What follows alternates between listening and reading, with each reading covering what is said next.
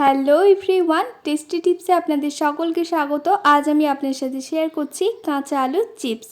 তো চলুন রেসিপিটা দেখে নিই। তার আগে দেখুন আমার আলুর চিপসটা কতটা ক্রিস্পি হয়েছে, আবার শুনে বুঝতেই পারছেন। তো চলুন ঝটপট রেসিপিটা শুরু করি। প্রথমেই আমি নিয়ে নিয়েছি কয়েকটা আলু, আর আলুগুলোকে দেখুন আমি একটু লম্বা লম্বা দেখেই নিয়েছি। প্রত্যেকটা আলুই আমি একটু লম্বা লম্বা বেছেই নিয়েছি, এতে চিপস করতে গেলে সুবিধা হয়। তো চলুন আলুগুলোকে পরিষ্কার করে কেটে ছুলে নিয়েছি।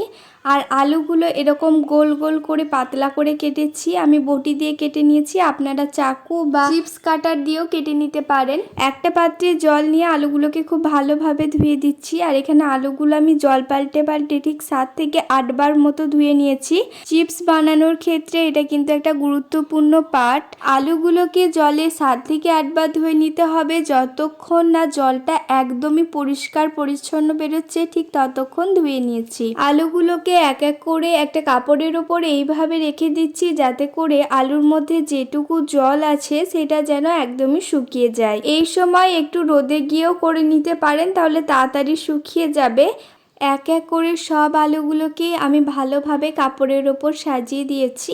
এবার আলুগুলোর ওপরে যে এক্সট্রা জলটা আছে সেটা মোছার জন্য আমি একটা সুতির কাপড়ের ব্যবহার করেছি। এইভাবে একটু হাতে করে প্রেস করলেই আলু থেকে জলটা আলাদা হয়ে যাবে।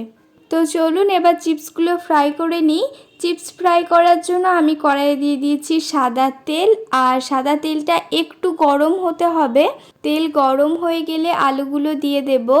আমি এখানে অনেক আলু একসাথে দিয়ে নিয়ে অল্প অল্প করে দিয়ে ভেজে নিচ্ছি। এই সময় চুলার জাল হাই টু মিডিয়ামের মাঝামাঝি রেখেছি। একটা ছান্তা দিয়ে ভালোভাবে এপিট ওপিট করে ভেজে নিচ্ছি। ভালোভাবে এপিট ওপিট করে ভেজে নিলে দুই পিঠটাই কিন্তু খুব সুন্দরভাবে ফ্রাই হবে, তাই একটু এইভাবে করে নিচ্ছি। দেখুন চিপসগুলো আমার একদমই রেডি। এবার এগুলো আমি তেল থেকে তুলে নিচ্ছি। চিপসগুলো আমি কিন্তু খুব লাল করে ফ্রাই করিনি, আবার খুব সাদা করেও ফ্রাই করিনি, ঠিক মাঝামাঝি রেখেছি। আর এইভাবেই কিন্তু ফ্রাই করে নিতে হবে। চিপস বানানোর নানা রকম পদ্ধতি আছে, যেমন আলু সিদ্ধ করে তারপর ফ্রাই করা, কিংবা কিছুদিন ধরে রোদে শুকিয়ে তারপর ফ্রাই করা, এরকম পদ্ধতিও আছে। তবে আজ যে পদ্ধতিটা আপনাদের সাথে শেয়ার করলাম সেটা সব থেকে সহজ পদ্ধতি। এই পদ্ধতিতে চিপস বানালে সময়ও খুব কম লাগে, আর যারা প্রথম প্রথম বানাচ্ছেন তারা কিন্তু ভুল ত্রুটি ছাড়াই এইরকম চিপস বানিয়ে নিতে পারেন। তেলটা এখন অনেকটাই গরম, তাই একেবারে অনেকগুলো দিয়ে একদম ফ্রাই করে নিচ্ছি। সব সময় আলুর চিপস ডুবো তেলে ফ্রাই করে নিতে হবে। আর আলুর চিপসগুলো তৈরি করতে কিন্তু বেশি সময় লাগে না, প্রায় 4 থেকে 5 মিনিট তেলে ফ্রাই করলেই হয়ে যায়। দোকানে কিনে খাওয়ার থেকে বাড়িতে তৈরি করে খাওয়া অনেকটাই হেলদি। চিপস খেতে যে বাচ্চারা কতটা পছন্দ করে সেটা আর বলার অপেক্ষা রাখে না। চিপসগুলো দেখে বুঝতেই পারছেন যে কতটা সুন্দর হয়েছে। কয়েকটা আলু দিয়েই দেখুন আমি অনেক চিপস তৈরি করে ফেলেছি। তো দেখতেই পেলেন বন্ধুরা, কাঁচা আলু দিয়ে কিভাবে এত সুন্দর চিপস তৈরি করা হলো। আওয়াজটা শুনে বুঝতেই পারছেন যে কতটা ক্রিস্পি। তো চলুন খেয়ে দেখাচ্ছি।